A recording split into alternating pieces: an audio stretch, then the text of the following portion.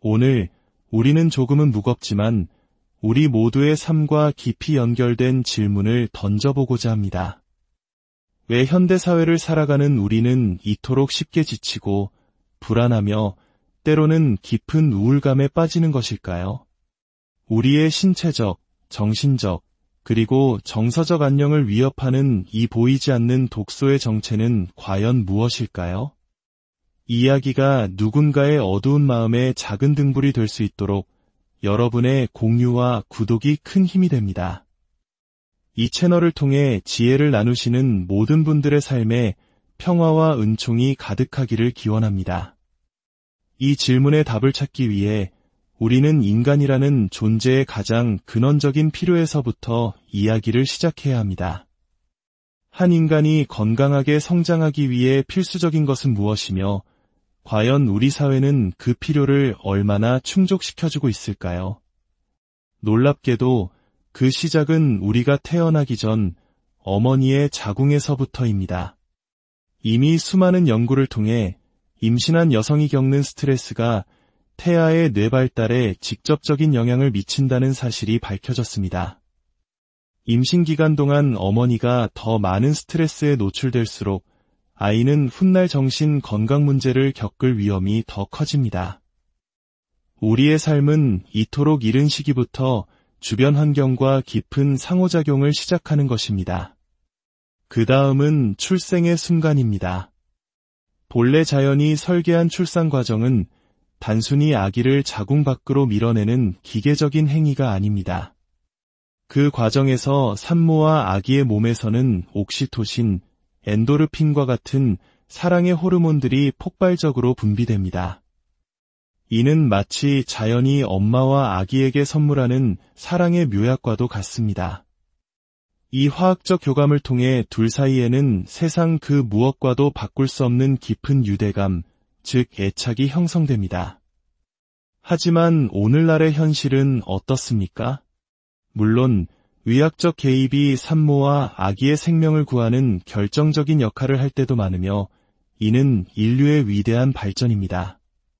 그러나 전 세계적으로 불필요한 의학적 개입, 특히 제왕절개 수술의 비율이 급증하고 있습니다.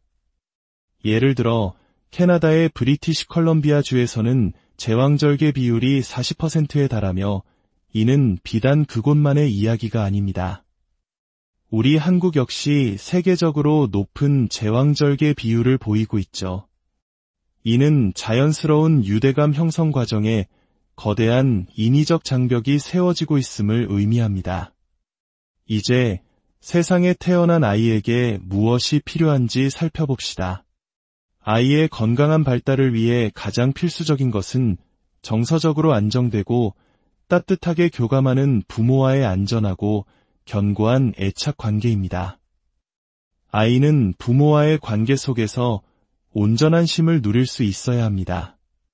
부모의 사랑을 얻기 위해 애쓰거나 눈치를 보거나 관계를 유지하기 위해 노력할 필요가 없어야 한다는 뜻입니다. 또한 아이는 자신의 모든 감정을 자유롭게 느끼고 표현할 수 있어야 합니다. 우리 인간의 뇌는 기쁨, 호기심, 슬픔, 두려움, 분노와 같은 다양한 감정을 느끼도록 설계되었습니다. 하지만 많은 현대의 양육 방식은 아이들에게 특정 감정, 특히 분노나 슬픔과 같은 부정적인 감정을 억누르도록 암묵적으로 강요합니다. 울지마, 화내지마, 뚝 그쳐와 같은 말들은 아이에게 너의 그 감정은 환영받지 못한다는 메시지를 전달합니다. 부모님과의 관계를 지키기 위해, 즉 사랑받기 위해 아이는 자신의 솔직한 감정을 스스로 억누르는 법을 배우게 됩니다. 이것이 바로 아이의 뇌 발달을 저해하는 치명적인 과정입니다.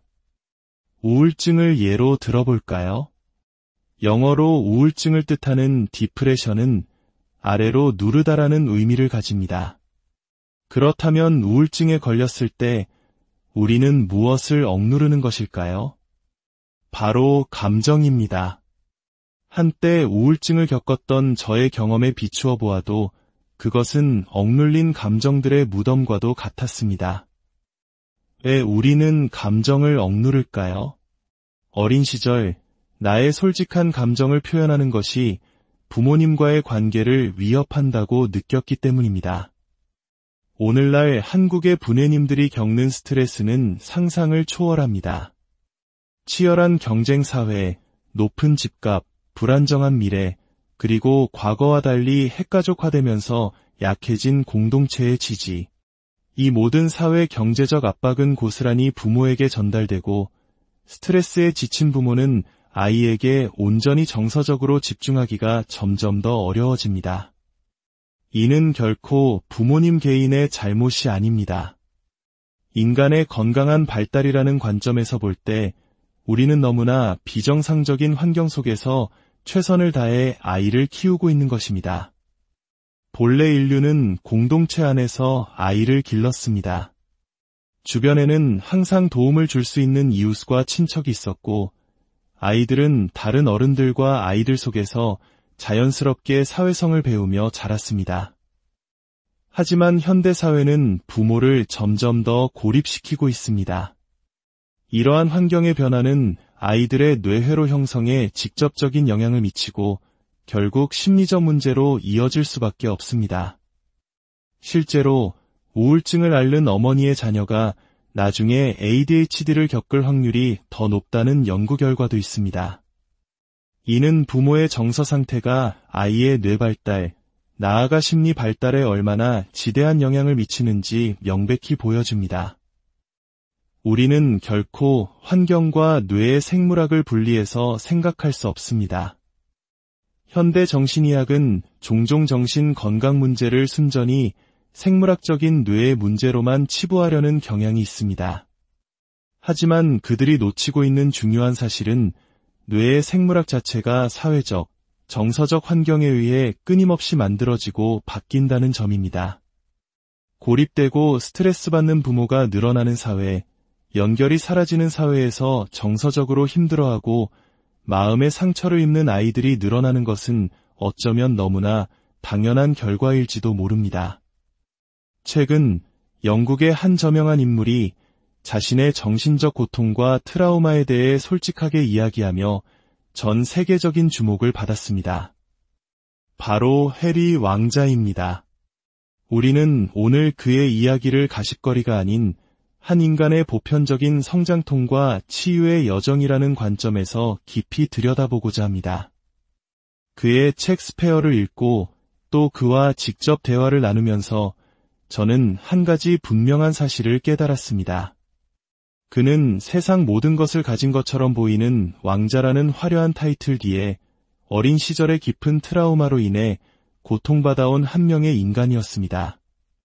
미디어는 종종 그를 불평만 하는 사람으로 몰아세웠지만 제가 만난 그는 겸손하고 섬세하며 통찰력 있고 세상을 더 나은 곳으로 만들고 싶어하는 진심을 가진 사람이었습니다. 그의 삶을 잠시 왕실이라는 특수한 배경을 걷어내고 바라봅시다. 어린 시절 사랑 없는 부모의 불화와 결국 파경에 이르는 과정을 지켜봐야 했습니다. 그리고 전 세계가 지켜보는 가운데 사랑하는 어머니를 비극적인 사고로 잃었습니다. 어머니의 죽음을 알리기 위해 아침 일찍 방으로 찾아온 아버지는 충격에 빠진 어린 아들을 안아주지 않았습니다. 그저 무릎을 한번 토닥이며 괜찮을 거다라고 말하고는 떠났습니다. 만약 이 이야기가 왕실이 아닌 평범한 가정의 이야기였다면 우리는 모두 그 아이가 겪었을 정서적 결핍과 고통에 깊이 공감하고 안타까워했을 것입니다. 인간의 발달 과정에서 부모와의 신체적 접촉, 즉 안아주는 것이 얼마나 중요한지는 수많은 연구를 통해 증명되었습니다. 동물들조차도 새끼의 고통을 외면하지 않고 핥아주고 품어줍니다. 하지만 그는 가장 결정적인 순간에 그런 위로를 받지 못했습니다. 이것은 누구의 잘못도 아닙니다. 그의 아버지 역시 감정적으로 결핍된 환경에서 자랐기 때문입니다. 그의 할머니인 여왕은 몇 달간의 순방을 마치고 돌아와 어린 아들을 악수로 맞이했다고 합니다. 이러한 정서적 결핍과 트라우마는 세대를 거쳐 대물림되었던 것입니다. 해리 왕자는 바로 이 대물림된 고통의 사슬을 자신의 자녀들에게는 물려주지 않기 위해 그리고 자기 자신으로 살아가기 위해 평생을 투쟁해왔습니다. 그가 받은 메시지는 늘 너 자신이 되지 말라는 것이었습니다. 그는 왕실이라는 금박을 입힌 세장 속에서 진정한 자신을 억누르며 살아야 했습니다. 이는 마치 화려한 금수저로 태어났지만 정작 자신의 삶을 살지 못하는 우리 사회의 일부 자녀들의 이야기와도 겹쳐 보입니다. 그가 자신의 아픔에 대해 이야기하는 것을 많은 사람들이 불편해합니다. 왜일까요? 사람들은 이상적인 환상을 유지하고 싶어하고 그 환상이 깨지는 것을 원치 않기 때문입니다. 더 근본적으로는 많은 사람들이 자기 내면의 고통을 들여다보는 것을 두려워하기 때문입니다. 해리 왕자가 자신의 고통의 근원에 대해 이야기할 때 사람들은 자신들의 가족 안에 숨겨진 고통을 마주해야 할 것 같은 불편함을 느끼는 것입니다. 하지만 그의 이야기는 결코 누군가를 비난하기 위함이 아닙니다. 오히려 우리 모두가 자신의 트라우마를 마주하고 그것을 다음 세대에 물려주지 않기 위해 노력해야 한다는 용기 있는 메시지입니다. 그는 상처를 이해하는 것은 피해자가 되기 위함이 아니라 스스로를 치유할 힘을 얻기 위함이다 라고 말합니다. 트라우마를 인식하는 것은 우리에게 그것을 해결할 책임과 자유를 동시에 줍니다. 그와의 대화에서 저는 주의력 결핍 과잉 행동장애, 즉 ADHD에 대한 진단을 내린 바 있습니다. 물론 이것은 공식적인 유료 행위가 아닌 그의 경험에 대한 깊은 공감의 표현이었습니다. 그의 책에는 학창시절 강의에 집중하지 못하고 책을 읽기 어려워했으며 충동을 조절하지 못해 멍청하다, 버릇없다는 낙인이 찍혔던 경험이 나옵니다. 저는 그에게 말했습니다. 당신에게는 아무런 문제가 없습니다. 당신의 주의력 부족과 충동 조절의 어려움은 민감한 아이가 감당하기 힘든 스트레스에 대한 지극히 정상적인 반응입니다. ADHD는 흔히 유전적인 뇌질환으로 알려져 있습니다. 하지만 저는 조금 다른 관점을 제시하고 싶습니다. 물론 유전적 요인이 있습니다. 하지만 그것은 ADHD 유전자가 아니라 민감성 유전자일 가능성이 높습니다. 어떤 아이들은 유전적으로 다른 아이들보다 환경에 더 민감하게 태어납니다. 이런 민감한 아이들이 스트레스가 많은 환경에 처하면 뇌는 스스로를 보호하기 위해 외부 세계로부터 주의를 끊어버리는 셧다운 상태를 발달시킵니다. 즉, ADHD는 질병이 아니라 어린 시절 뇌가 터득한 하나의 생존 전략인 셈입니다. 수십 년 후 이 생존 전략은 더 이상 유용하지 않게 되고 우리는 그것에 질병이라는 이름을 붙입니다. 하지만 그 근원을 이해한다면 우리는 자신을 비난하는 대신 연민을 가질 수 있게 됩니다. 이 모든 이야기는 결국 하나의 질문으로 귀결됩니다. 그렇다면 우리는 어떻게 치유될 수 있을까요? 첫째, 도움을 요청하는 용기입니다. 혼자 끙끙 앓지 마십시오. 전문가든 상담가든 혹은 믿을 수 있는 친구든 누군가에게 당신의 이야기를 털어놓는 것만으로도 치유는 시작됩니다. 둘째, 자연과의 연결입니다. 자연은 우리를 치유하는 가장 위대한 의사입니다. 숲을 걷고 흙을 밟고 하늘을 바라보십시오.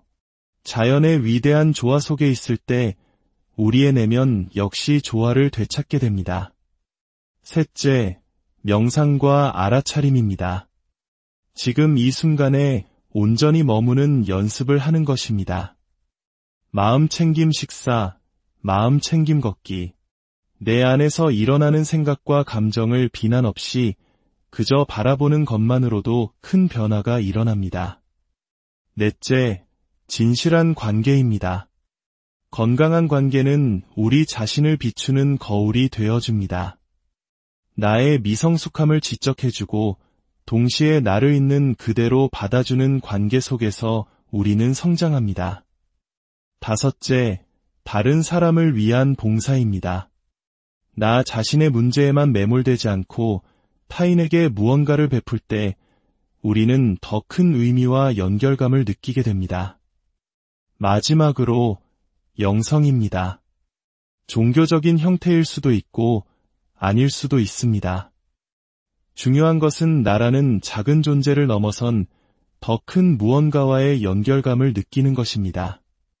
우리는 고립된 개인이 아니라 거대한 우주의 일부라는 사실을 깨달을 때 진정한 평화를 얻을 수 있습니다.